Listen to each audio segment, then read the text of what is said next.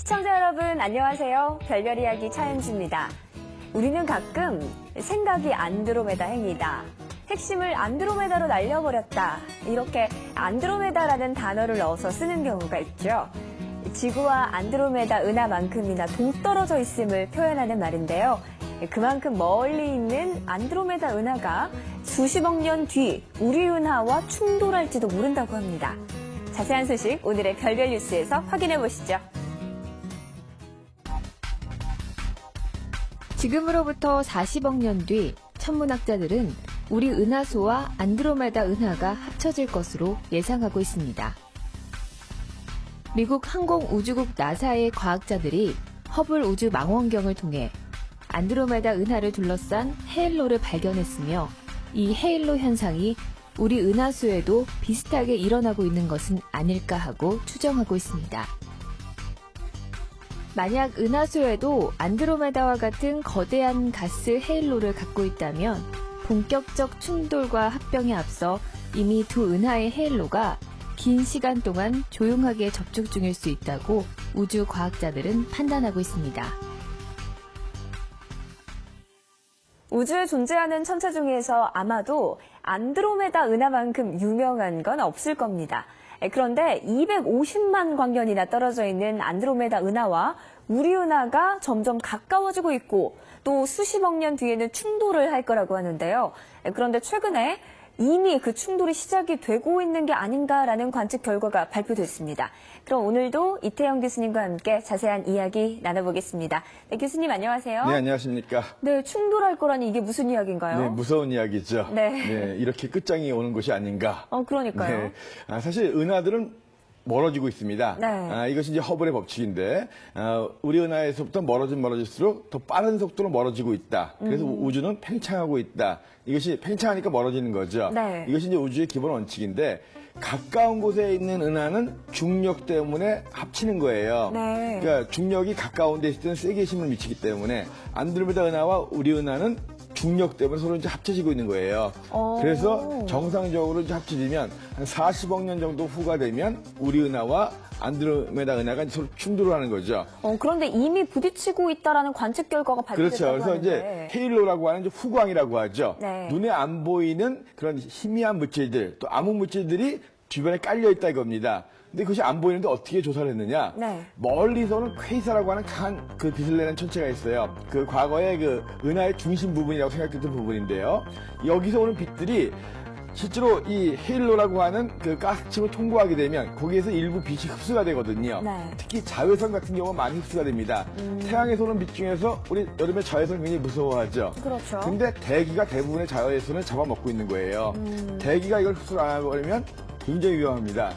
우리가 이 대기가 자외선을 흡수한다는 걸 착안해가지고 멀리서 오는 퀘이사의 빛 중에서 이 헤일로 근처에서 들어온 빛들은 일부 흡수가 되지 않겠느냐. 그래서 안드로메다 은하를 중심에 놓고서는 쭉 흩은 거예요. 네. 그러다 보니까 이 안드로메다 은하를 중심으로 해가지고 기존에 생각했던 것보다 훨씬 넓은 100만 광년, 100만 광년 되는 거리까지는 그 뒤에 있는 퀘이사 빛들이 뭔가 흡수되는 것으로 보인다는 거예요. 그렇다면 안드로메다에도 헤일로가 있다면 우리 그렇죠. 은하에도 헤일로가 있는 그렇죠. 건가요? 그래서 이제 이걸 통해서 안드로메다 은하의 헤일로가 한 100만 광년 정도 된다면 네.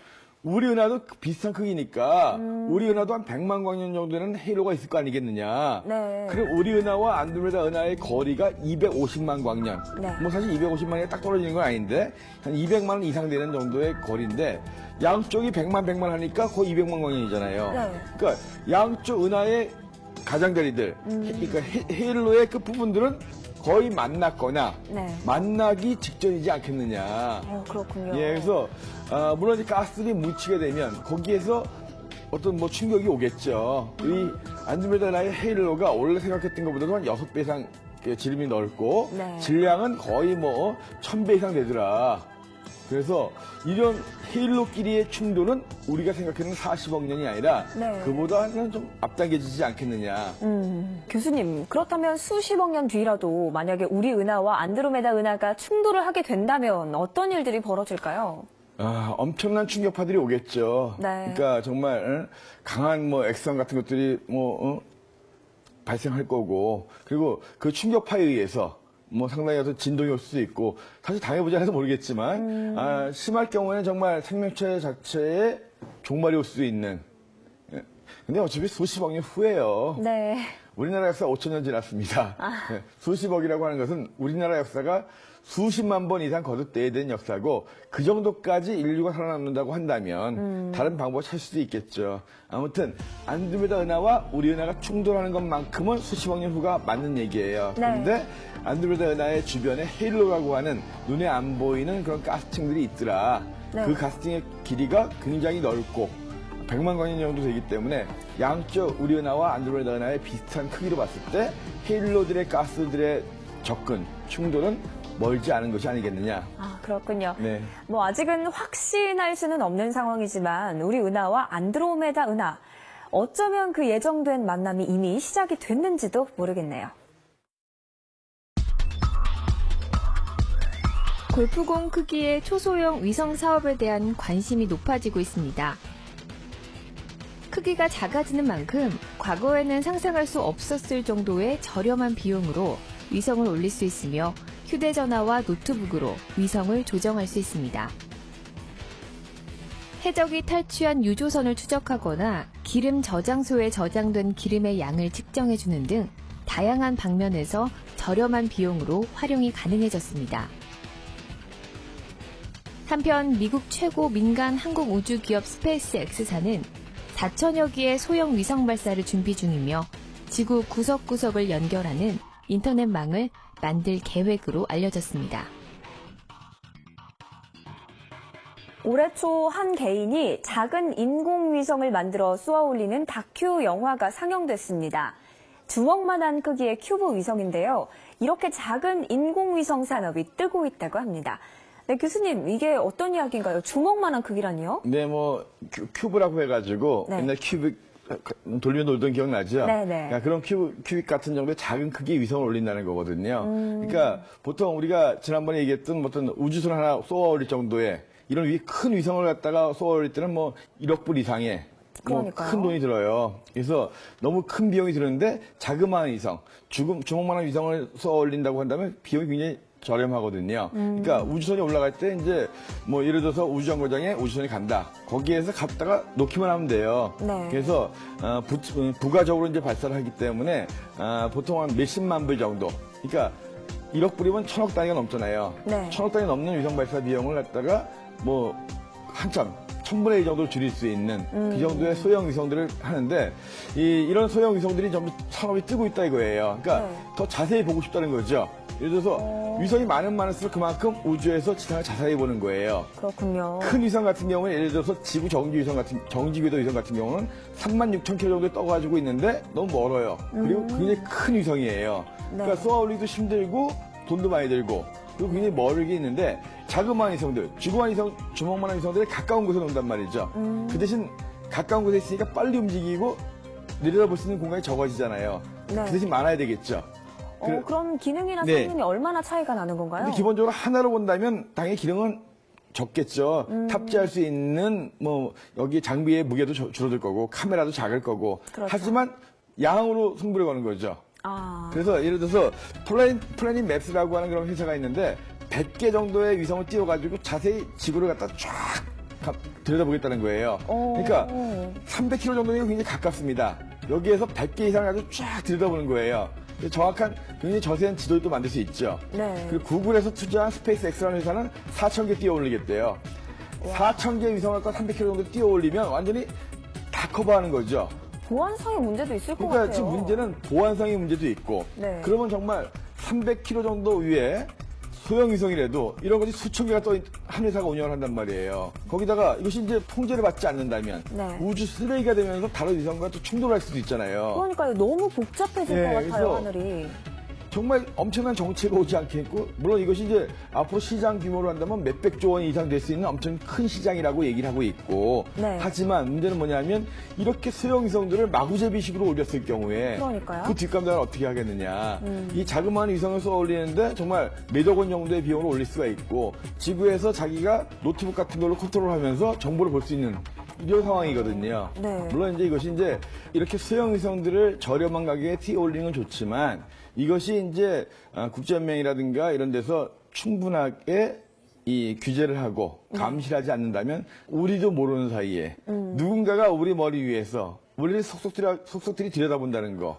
좀 소름 끼치는데요. 네, 굉장히 그리고 현재 여기저기서 수천 개씩을 띄어 올릴 계획을 갖고 있으니까. 그래서 이건 좀 규제를 해야 되지 않느냐. 그렇죠. 그래서 필요한 위성들을 소형화시켜서 적기에 올리는 건 굉장히 좋은 얘기예요. 네. 하지만 이거를 무분별하게 수백 개, 수천 개씩 올려가지고 감시형 이런 목적으로 쓴다는 건 상당히 무서운 일일 것 같습니다. 네, 그렇군요. 이제 이 땅을 더 자세히 보기 위한 작은 인공위성의 시대가 도래했는데요. 하지만 그만큼 더욱더 규제가 필요할 것 같네요. 남아프리카 칠레의 고원지대에는 세계적인 천문대들이 모여 있습니다. 매우 건조하고 하늘이 투명해 우주를 관측하기에는 더할 나위 없이 좋은 최적의 관측지. 이곳에서는 요즘 뭔가 특별한 일을 진행하고 있습니다. 망원경들이 밤하늘을 훑으며 남쪽 밤하늘 지도를 만들고 있는 건데요. 밤하늘 지도를 도대체 어떻게 만드는 걸까요? 밤하늘 지도를 만들고 있다라고 네. 하는데 교수님, 왜 밤하늘 지도를 만드는 건가요? 그러니까 우리가 이제 그냥 일반적인 지도라고 하는 것은 이제 그림 지도잖아요. 네. 사진으로서 지도를 만들고 있다는 거예요.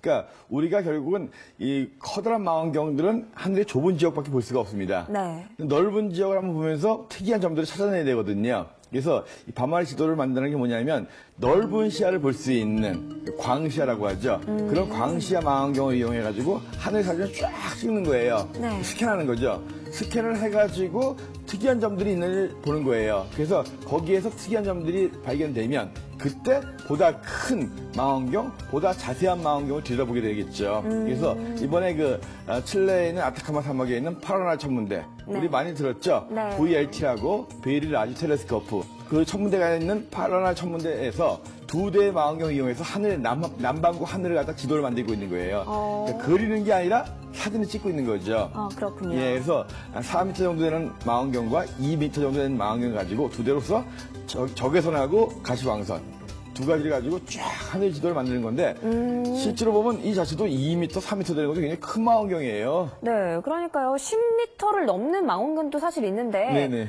이 지도를 만드는 망원경인데 좀 작아 보이는데요. 근데 지도를 만들려면 크면 안 돼요. 너무 크면. 왜냐하면 지도를 만들기 위해서는 너무 크면 좁은 구멍만 보거든요.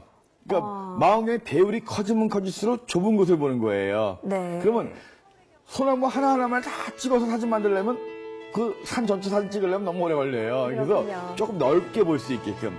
그래서 욕심 같아서는 뭐 10m 이상 되는 걸로 이 VLT도 8m 된 망원경들인데 그런 걸로 찍고 싶지만 그걸로 찍었다가는 정말 그 큰 망원경을 전체 지도 만드는 데다 써야 돼요. 뭐 한 세월 걸리겠네요. 그렇죠. 그래서 좀 작지만 넓게 볼 수 있는. 그래서 지도를 좀 빨리빨리 만들어 보자. 짧게 잡으면 뭐 몇 달 정도면 될 수도 있고. 그러니까 하늘이 어떻게 도와주냐 문제인데 몇 달 내지 뭐 기껏해야 몇 년 이상 안 걸리는 거죠. 그리고 그 수시로 또 업그레이드를 해줘가면서 또 어떻게 변했는가. 왜냐하면 사진이기 때문에 변화를 볼 수 있는 거예요. 네. 1년 동안 한번 딱 찍고 다음에 또 1년 후에 다시 찍고 하면은 이것이 이 지역과 이 지역이 어떻게 바뀌었구나. 그 변화를 또 알아볼 수 있는 거니까요. 그래서 우리가 인구조사하는 것처럼 인구조사는 설문조사도 하고 그러잖아요. 네. 사진을 찍어서 우주 별들의 인구조사하는 거예요. 쫙 한번 재밌네요. 찍고 나서 다시 1년 후에 딱 맞춰보면 여기는 없던 게 생겼네? 이게 나올 수 있잖아요. 얘는 좀 밝아졌네? 그렇게 해서 그런 밝아지거나 좀 특이한 상황이 있는 것들은 보다 큰 망원경 가지고 집중적으로 보게 되는 거죠. 그래서 이번에 남반구의 그 파라나 천문대에서 이 4m와 2m 망원경을 이용해서 가시광선과 적외선의 남반구 하늘 지도를 만들고 있다 하는 뉴스입니다. 완성된 남반구의 하늘 지도도 참 궁금해지네요. 네네. 신기하고 재미있는 영상으로 찾아오는 와우 천문 영상. 다음 시간에는 어떤 영상이 우리를 찾아올지 기대해 주세요.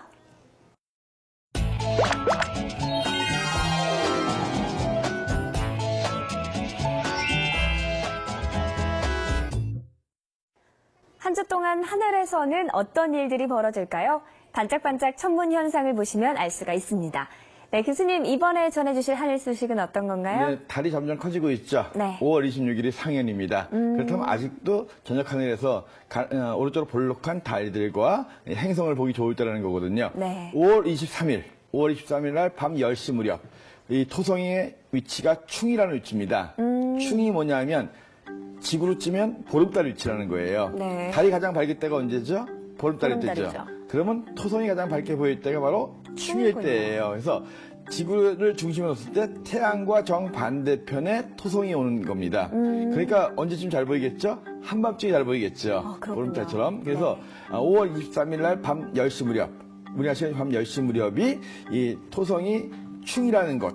충이라는 것은 바로 뭐냐면 달로 치면 보름달이다. 네. 그래서 태양의 정반대편에 토성이 놓이면서 가장 밝게 보인다. 그래서 이번 한 주 동안은 이 서쪽 하늘에서는 금성이 가장 밝게 빛날 거고 네. 동쪽 하늘에서는 밝게 빛나는 토성이 떠오르고 그 사이에 머리쯤에서 약간 서쪽으로 목성이 있고 네. 태양계에서 가장 밝은 해와 달을 뺀 나머지 목성, 토성, 금성까지가 한하늘에서 볼 수 있는 좋은 기회입니다. 아, 그렇군요. 네, 오늘 전해드린 천문현상 여러분도 꼭 한번 찾아보시면서 밤하늘과 함께 소중한 추억 만들어 보셔도 좋을 것 같네요.